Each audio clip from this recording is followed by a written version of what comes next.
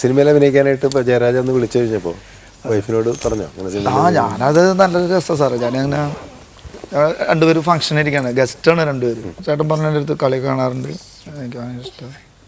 എൻ്റെ എന്നോട് ഡയലോഗ് പറഞ്ഞു, എനിക്കതിന് അർത്ഥം മനസ്സിലായി. നിൻ്റെ കാലിൻ്റെ ഉള്ളതിനേക്കാളും എനിക്ക് ഇഷ്ടം നിൻ്റെ ഫേസാന്ന് പറഞ്ഞു.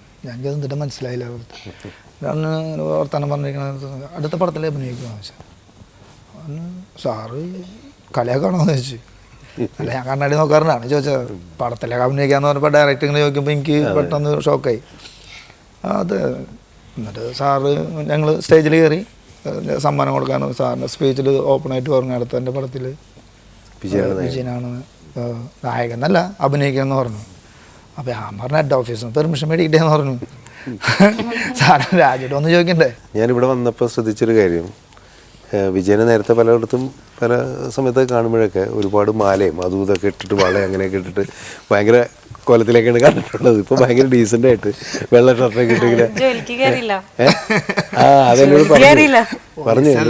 ഞാൻ ചോദിച്ചോ പറഞ്ഞു, ഞാനിപ്പോ പോലീസല്ലേ സാറേ, പോലീസായപ്പോ ഡീസൻ്റ് ആയിരുന്നു അല്ലേ? അതുകൊണ്ടല്ലേ. കാരണം ആദ്യമേ ഞാൻ കളിക്കുന്ന സമയത്തും ഭയങ്കരമായിട്ട് യൂസ് ചെയ്യാറുണ്ട്. കറുപ്പ് ചരടും കഴുത്തിൽ കുറെ മാലയും ഇതൊക്കെ യൂസ് ചെയ്യും. ഇപ്പൊ ഒരു ചരടുമ്പോ നിർത്തിക്കാം, രക്ഷയില്ല. സാറുമാരെ ബാക്കിലിരിക്കുന്ന യൂണിഫോം ഇട്ട് വരണ കാണാറുണ്ടോ?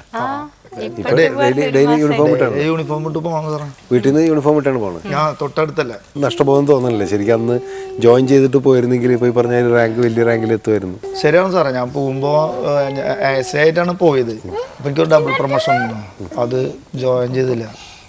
ജോയിൻ ചെയ്യാണ്ട് പോയി വലിയൊരു നഷ്ടമായിട്ട് തോന്നി.